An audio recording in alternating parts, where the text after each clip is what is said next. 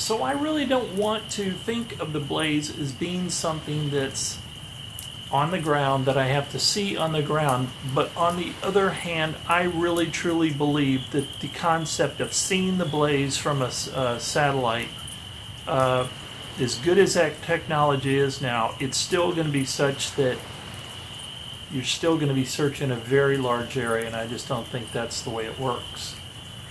Fenn has said you're going to be able to, you're going to know exactly where you're going. So when you go, if you figure out the poem, you are going to know exactly where you're going. And when you're there, right in the area where you know exactly where it should be, that is when you'll see the blaze. Which is the premise of this whole video series, this one. So what is the blaze? What is the blaze?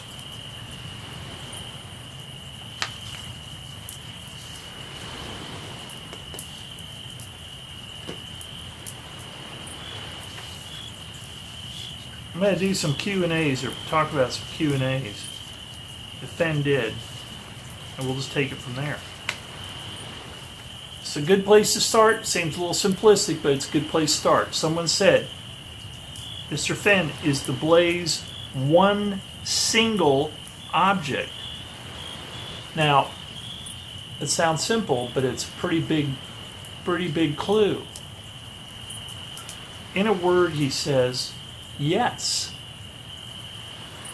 The blaze is one single object. Single is a big deal. This guy asked a really good question. You know, sometimes we hear questions, they don't really seem that particularly smart. They just seem kind of obvious. He made a point of saying one single object. So we know it's not, well, I don't know what. It's not a group of dogwood trees that appear white from a distance. So you go over there and that's a blaze. It's one single object. It's not a collection of things that get your attention. It's one single object.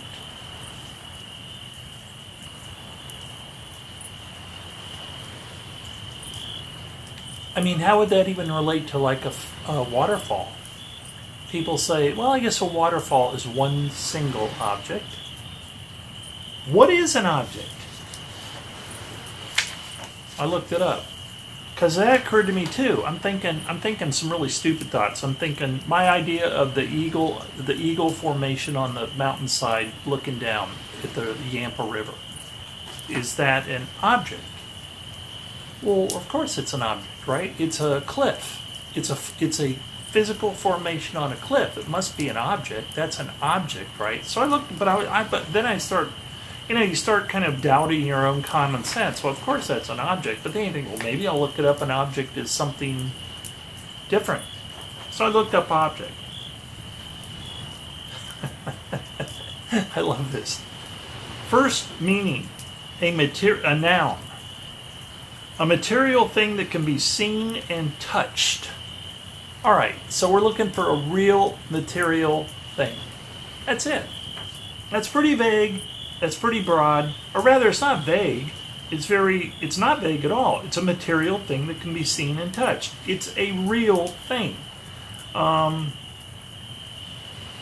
Synonyms: an article, an item, a device, a gadget, an entity. See, that's kind of what I was thinking when I brought up the thing about the cliff. That's maybe what I had in my mind. Is the blaze this big, huge... I mean, when you look at...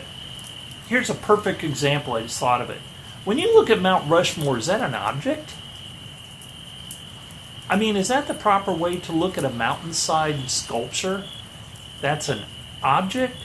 I don't know, there's just something about that that doesn't sound right. That would be a perfect example of a blaze for the hunt.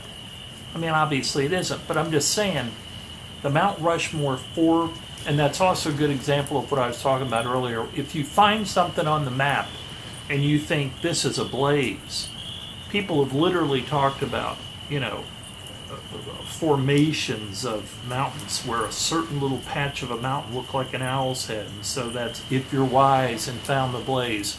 Look quickly down what? From an owl's head in a mountain? Boy, I mean, so you go what? To the base of the mountain, which you think is the blaze, and there you find a 10 by 10 by 5 inch box? Not going to be that easy if it's that big, but is something like that an object? Something to think about, you know?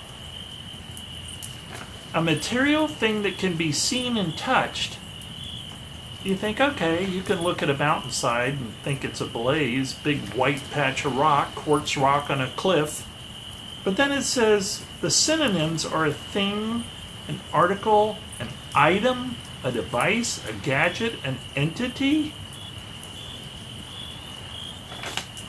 Something to think about, folks. For him to say, that's a huge question. Is the blaze one single object? And Fenn says, in a word, yes. Changes my whole way of possibly viewing the blaze. Like I said, from doing that thing with Dinosaur National Monument. Is this thing more of an object, which is what I would think of? You know, is it more like a camera? I mean, I'm looking around. Is it more like a light? Is it more like a mailbox? Is it more like a car? Obviously, I don't think any of these are the blaze. You get what I'm saying? But items, objects, gadgets, they don't refer to anything as massive. Well, they don't think of anything as, they don't refer to anything in the definition that you would call massive being an object.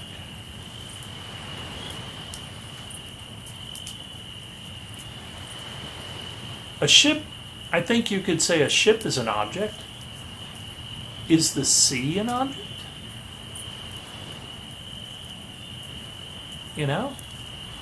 You could say a house on a beach is an object. It's big.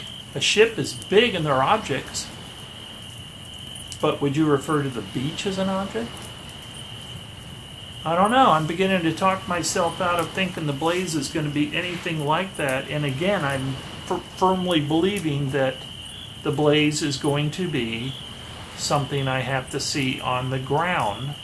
Not necessarily real small, but nonetheless, for him to say the blaze is a single object, a clue that has been there forever in the blogs. I think that's really something for boots on the ground people to think about. I know I am.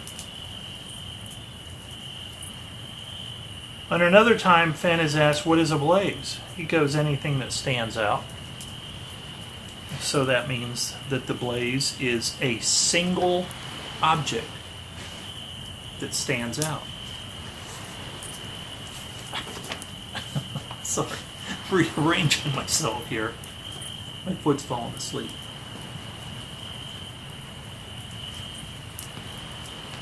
Interesting stuff, I think. Often when I'm doing these, I actually understand more of what I'm doing than when I'm just perusing this stuff before I do them. You know what I mean? Because I don't know why. I guess because I have to concentrate knowing that I'm talking to people that are listening. I put a little more thought into it. The blaze is a single object that stands out.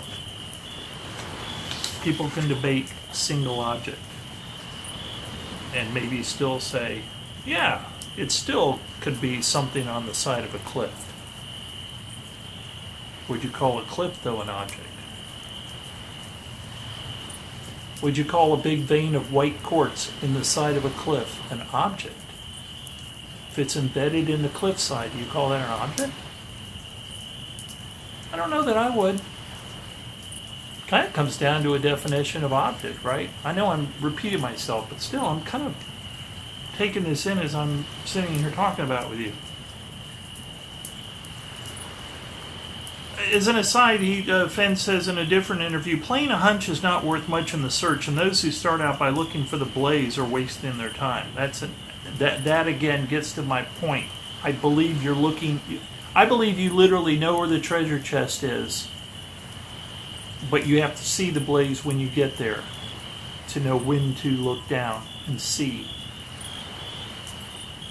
the treasure chest. That whole concept of a single object now is kind of haunting me. Someone says, Forrest, can you see the blaze during the day without a flashlight? He says, I would say yes. He says, what are you talking about? It could be in a cave, and he brings all this stuff up. And then he goes, yeah, you could. So it's something you can see during the day. Glad to hear that. Without a flashlight, you don't have to be in a cave. It won't be in a cave, I guess. Has anyone seen or mentioned the blaze to you? Stephanie asked. She's talking about, have you gotten emails from people or anything? You know how he's talked about when people emailed me that I knew that they had been within a couple of 100 feet or 500 feet of the treasure chest, but I never told them because, that would, well, I just didn't want to let them know, I guess. He kind of said, they'd probably go out and waste more time if they already missed it first. I don't know what his reason it was. I guess he doesn't like to give out too many clues, so he didn't tell someone that they had just missed it. By the same token, he says the same thing about anyone that may have told him about seeing what he knew to be the blaze. He said, a yes or no to either question would give away too much, so I'll pass. Sorry. Now here's one that's always intrigued me. Let's go back to the concept that the blaze is one single object that stands out. He said in 2014, while it's not impossible to remove the blaze, it isn't feasible to try, and I am certain it's still there. Feasible. It isn't feasible to try. He's not saying it's impossible to remove the blaze, but he says it isn't feasible to try. Now that to me makes me think a couple of things. That actually removing the blaze, I'll get to the heart of it. That idea, once again, this idea of this formation. I saw a dinosaur national monument where it looked like the rock of the formation and the cliff top kind of looked like the head of an eagle with two wings outspread looking down on the Yampa River. So I read this a long time ago. I said, well, I suppose technically you could take and this is where you realize that this thing is not connected to Fenn's brain, right? I'm thinking, I suppose you could take a fighter pilot and he could blow a couple of, missiles into that thing and destroy it. Do you think Fenn was really even thinking in those terms when someone says it's feasible, or he said it's not feasible, or do you think Fenn was even thinking of that when he said it's not impossible? That Eric Johnson across the United States is having the loony idea that you could take a plane and blow it off the side of the mountain? No, I'm sure he wasn't. So he's thinking of something a little more practical. I don't know what he's thinking. Maybe he's thinking you could physically, ruin something with a crowbar, or you could literally remove something. But he says it's not impossible, but it isn't feasible.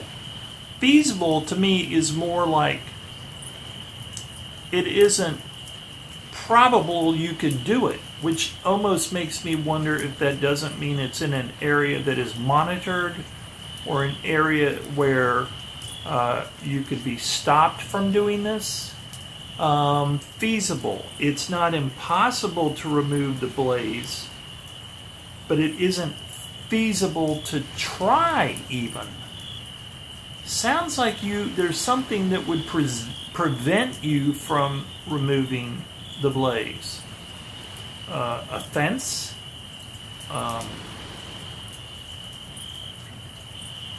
park rangers. Is it inaccessible somehow that you can see it?